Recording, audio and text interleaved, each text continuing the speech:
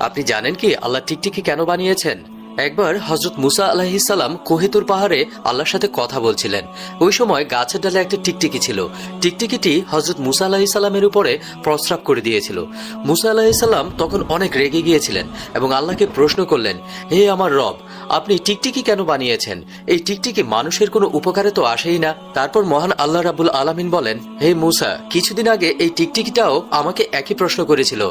হে আমার রব, আপনি মুসাকে কেন বানিয়েছেন? তিনি তো আমার কোনো কাজেই আসেন না এবং সে আমাকে আপনার কোনো কথাও শোনায় না। এটা শুনে হযরত মুসা আলাইহিস সালাম ভিতরে ভিতরে অনেকটা লজ্জিত হলেন।